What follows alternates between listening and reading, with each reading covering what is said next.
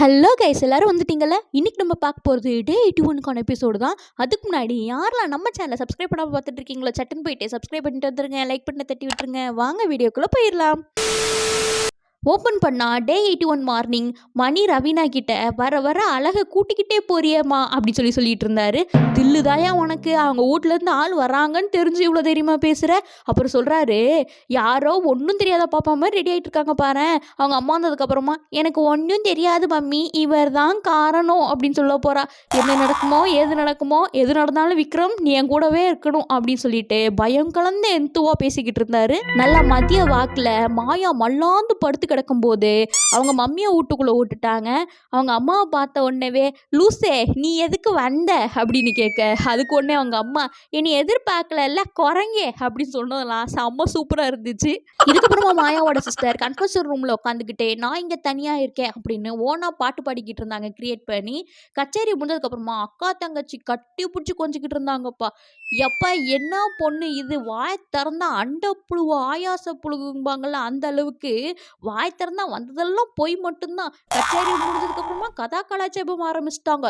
Maya and Purnima friendship தான் trend ஆமா. Next Raveena ஃபேமிலியோட என்ட்ரி. ரவீனா தம்பியும் அவங்க ஃப்ரெண்டோட மம்மியும் வந்திருந்தாங்க. அதை பார்த்த உடனே ரவீனாக்கு செம்ம டிசப்பாயின்மெண்ட் ஆயிடுச்சு. இது என் அம்மா இல்லை அப்படின்னு சொன்னதோ, எல்லாரும் ஏதோ ஃபன் பண்றாங்க போல அப்படின்னு சிரிச்ச உடனே, ஐயோ நிஜமா இது என் அம்மா இல்லை அப்படின்னு சொல்லிட்டு இது என் ஃப்ரெண்டோட அம்மா அப்படின்னு எல்லாருக்கும் இன்ட்ரடியூஸ் பண்ணிக்கிட்டு இருந்தாங்க. அப்போ பேச வந்த மணியை அவாய்ட் பண்ற விதமா, நிக்சன் நீ வந்து தனுஷ் தானே போட்ட அப்படின்னு சொல்லி அங்க பேச ஆரம்பிச்சிட்டாங்க. அவாய்ட் பண்றாங்களாமா. இதுக்கப்புறமா மாயா சிஸ்டர் ஸ்வாகதா இருக்காங்க பாருங்க, உருட்டுறாங்க. எப்பா உலக மகா உருட்டுறா சாமி. டஃபஸ்ட் கண்டஸ்டன்ட் மாயா தானா. அவங்க வந்து பவுன்ஸ் பேக் ஆகும்போது இவங்களுக்குலாம் பெருமையா இருக்காமா. வெளியில இருந்து மாயா படுற கஷ்டத்தை பார்த்து இவங்களுக்குலாம் ரொம்ப கஷ்டமா போயிடுச்சான். ஆனா இவங்க அவ்வளோ ஸ்ட்ராங்கா இருக்காங்க, இவங்க அவ்வளோ கைண்டா விளையாடுறாங்களாமா. இதெல்லாம் நம்புற மாதிரியா இருக்கு. இதை மாயாவே நம்பல. இவங்க சொல்றதெல்லாம் அவங்க அப்படியே கேட்டுட்டு இவ யாரை பத்தி பேசிக்கிட்டு இருக்கா அப்படிங்கிற மாதிரியே ரியாக்ஷன் வச்சுக்கிட்டு இருந்தாங்க.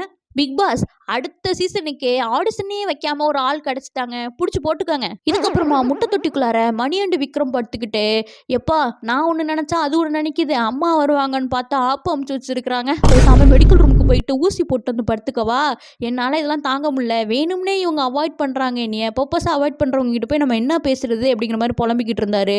வெளியில் ரவீனாவோட தம்பி தனியாக விளையாடு, அம்மா கிட்ட என்ன சொல்லிட்டு வந்த, இப்போ நீ என்ன பண்ணிக்கிட்டு இருக்க, வேற யாருக்காவது விளையாடுறதுக்காக தான் நீங்க வந்தியா, விஷ்ணு ப்ரோ நீங்கள் தான் சொல்லணும், உங்களை நான் என் இடத்துல வச்சு பார்க்குறேன், அம்மா வந்து நானாக தான் உங்களை பார்க்குறாங்க அப்படிங்கிற மாதிரி அங்கேயே அட்வைஸ் ஸ்டார்ட் பண்ணிட்டாரு. அதுக்கப்புறம் அந்த ஆண்டியும் தம்பியும் ரவீனாவை கூட்டிகிட்டு வந்து சோஃபாவில் உட்கார வச்சு காய்ச்சி எடுத்துட்டாங்கன்னா பார்த்துக்கங்களேன். இந்த எபிசோடில் முக்கால்வாசி இவங்க ரவீனாவை திட்டினது மட்டும்தான் டெலிகாஸ்ட் பண்ணிக்கிட்டு இருந்தாங்கன்னா பார்த்துக்கங்களேன். அப்போ நட்சத்திரம் அந்த பிள்ளை எவ்வளோ திட்டு வாங்கியிருக்கோம். நாங்கள் என்ன 24/7 பார்க்க மாட்டோம்னு நினச்சியா, நைட்டு முதல்ல தூங்காமல் என்ன பண்ணிக்கிட்டு இருக்க, அவன்கிட்ட எதுக்கு எப்போ பார்த்தாலும் தனியாக மீட்டிங் போட்டுக்கிட்டு இருக்க, வந்தேன் சாங்குக்கு எதுக்கு ஆடாமல் இருக்க, இப்போ அவன் ஒரு டான்சர், அவன் ஆடுறதுல என்ன பெருமை இருக்குது, எதுக்கு அவன்கிட்ட காசு தூக்கி கொடுத்த, யாருக்காக நீ விளாட்ற, இதனால உனக்கு என்ன கிடைக்க போகுது அப்படின்னு சொல்லிட்டு ரெண்டு பேரும் நல்லா சர மாதிரியே கேள்வி கேட்டுக்கிட்டு இருந்தாங்க. அந்த பிள்ளையால பேசவே முடியல. உள்ள மணி விஷ்ணு கிட்ட வீதியிலேயே புலம்பிக்கிட்டு இருந்தாரு. இந்த ஆன்ட்டி வந்து எங்க ரிங்கு போய் அவங்கிட்ட இருந்து வாங்கிட்டு வா, இப்பவே என் கண்ணு முன்னாடி பிரேக்கப் பண்ணு அப்படிங்கிற அளவுக்கு ப்ரூட்டலா அட்டாக் பண்ணிக்கிட்டு இருந்தாங்க ரவீனாவை. ஏமா இன்னும் 2 நாளோ 1 வாரமோ அந்த பிள்ளையா வெளில வந்துடும், அதுக்கப்புறம் இதெல்லாம் பேசிக்கலாம்ல. ஒரு பாசிட்டிவ் என்விரான்மெண்ட்டே உங்களால் நெகட்டிவா மாறிடுது.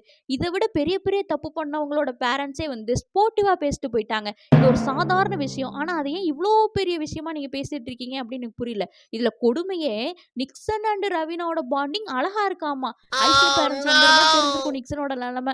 இதுக்கு நடுவில் நம்ம விஷ்ணு மணிக்கிட்ட சாரிலாம் போய் கேட்க சொன்னார். அவர் ஐயே அதெல்லாம் முடியாதுங்க அப்படிங்கிற மாதிரி பேசிகிட்டு இருந்தாங்க. அப்போ கரெக்டாக நம்ம விக்ரம் தங்கச்சியோட என்ட்ரிப்பா பார்த்தா செம்ம சூப்பராக இருந்தது. கண்ணெல்லாம் கலங்கிருச்சு அவங்களுக்குல. எனக்கு அந்த பாட்டுக்கும் இவங்க 2 பேரோட பாசத்தையும் பார்த்து நம்ம ரவீனாக்கு அவங்க ஆன்ட்டி இன்டர்வல் விட்டுருந்தாங்க. அப்போ அந்த பக்கமாக வந்து எல்லாரும் ஆறுதல் சொல்லிட்டு போக மணிக்கிட்ட ரிங்கை ரிட்டன் வாங்கிட்டு போய் அவங்க கண்ணு முன்னாடி போட்டாங்க. நடுவில் காஃபி போட வரேன் அப்படிங்கிற ஷாக்கில் கண்ணுலேயே மணிக்கிட்ட ஏதோ க்ளூ கொடுத்துட்டு போனாங்க. வெளியில நம்ம நிக்சன் இருக்காரு, சரியாந்திர ஆளுப்பா. அவர் ஏதோ ரொம்ப நல்லவர் மாரி பிட்டு பிட்டா போட்டுக்கிட்டு இருக்காரு.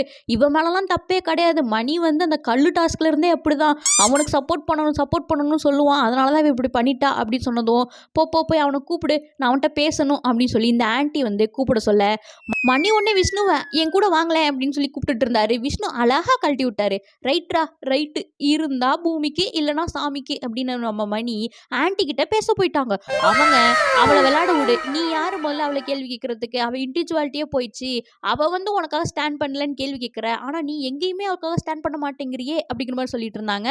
அவள் ஹாப்பியாக போயிடுச்சு, நாங்கள் வெளியிலேருந்து பார்க்குறோம், எங்களுக்கு கஷ்டமாக இருக்குது, அவளை ரெஸ்ட்ரிக்ட் பண்ணாத அப்படிங்கிற மாதிரி அவங்க பேசிக்கிட்டே இருந்தாங்க. இதை பார்த்து நம்ம விச்சு மம்மி இது எங்கேயோ டாபிக் மாறி போகுது அப்படின்னு சூச்சோ போகிறேன்னு அந்த இடத்த காலி பண்ணிட்டு போயிட்டாங்க. மணி கரெக்டாக எக்ஸ்பிளைன் பண்ணாலும் அந்த ஆன்ட்டி காதில் அது விழவே இல்லையே. எங்கேருந்து தான் இந்த ஆண்டியை பிடிச்சாங்கன்னே தெரில. வளன்னு பேசிக்கிட்டே இருக்கு. சுற்றி வளைச்ச அந்த ஆண்டி என்ன சொல்ல வராங்க அப்படின்னா, அவளை கேள்வி கேட்க நீ யாரு, நீ யாராக இருந்தாலும் இதுக்கப்புறம் உனக்கும் அவளுக்கும் ஒன்றும் இல்லை அப்படிங்கிறது தான். அரை மணி நேரம் ரம்பம் மாதிரி அறுத்ததுக்கப்புறமா இதில் காண்டாயி மணி கிளம்பி போயிட்டாரு. நெக்ஸ்ட்டு இதை பற்றியே விச்சு மம்மி கிட்ட எக்ஸ்பிளைன் பண்ணிக்கிட்டு இருந்தாங்க. நான் ஒன்று சொன்னால் இவங்க வேற ஒன்று புரிஞ்சுட்டு வந்து இங்கே பேசுகிறாங்க அப்படின்னு சொல்லிட்டு. இந்த ஆண்டி ரவீனாவை உர்ற மாதிரியே தெரில. நடுவில் ஏதோ வெங்கி உங்ககிட்ட கோட் ரெட்டு பற்றி சொல்ல சொன்னான் அப்படின்னு சொல்ல, நம்ம பிக் பாஸ் டீம் எப்போன்னு காத்துட்டு இருந்திருப்பாங்க போல. நீங்கள் வந்து வெளியுலக விஷயத்தை இங்கே பேசுகிறீங்க, கோட்வேர்டில் பேசுகிறீங்க, வெளியில் போங்க அப்படின்னு சொல்லி சொன்னதும் பாவம் ரவீனா கதறி அழுக ஆரம்பிச்சிட்டாங்க. எல்லாருக்குமே ரவீனாவை பார்க்கும்போது இந்த டயத்தில் பாவமாயிடுச்சு. இங்கே இருக்கிற பிக் பாஸ் ஹவுஸ்மெண்ட்ஸ்லாம் வெளியுலக தொடர்பே இல்லாமல் இருக்காங்க. இங்கே வந்தால் நாலு நல்ல வார்த்தை பேசு, அதை விட்டுவிட்டு எதுக்கு எல்லாரையும் அழ வச்சுக்கிட்டு இருக்க அப்படிங்கிறத எவ்வளோ நாசுக்காக சொல்ல முடியுமோ அவ்வளோ நாசுக்காக இங்கிலீஷில் சொன்னாங்க. இருந்தாலும் இந்த சால் போடாத ஆன்ட்டி நான் அப்படிலாம் எதுவுமே சொல்லலையே, பட் சாரி பிக் பாஸ் அப்படிங்கிற மாதிரி சொன்னாங்க. நெக்ஸ்ட் டே நம்ம பூர்ணிமா வீட்டில் இருந்து அண்ணன் பொண்ணு, அதே மாதிரி மணியோட அண்ணன் பொண்ணு வந்திருந்தாங்க. மணி அவர் அண்ணன் பொண்ணுக்கிட்ட பேசி விளாண்டு இருக்கும்போது ரவீனா பக்கத்தில் க்யூட்டாக வந்து உட்காந்தாங்க. அதை பார்க்கவே நமக்கே ஒரு மாதிரி ஆயிடுச்சு. மணிலாம் அழுகவே ஆரம்பிச்சிட்டாரு. இதுக்கப்புறமா எல்லாரும் அவங்கவுங்க ஃபேமிலி மெம்பர்ஸ் தனியாக கூட்டிகிட்டு போயிட்டு அட்வைஸ் பண்ணிக்கிட்டு இருந்தாங்க. நம்ம விக்ரமோட தங்கச்சி ஸ்ட்ராங்காக சொன்னாங்க, போல்டா உனக்காக நீ பேசு, மாயா அன்கோ வேண்டவே வேண்டாம், நீ 5 ஸ்டார் வாங்கினதில் உனக்கு ஏன் கொடுத்தீங்கன்னு கேட்டதே மாயாதான்.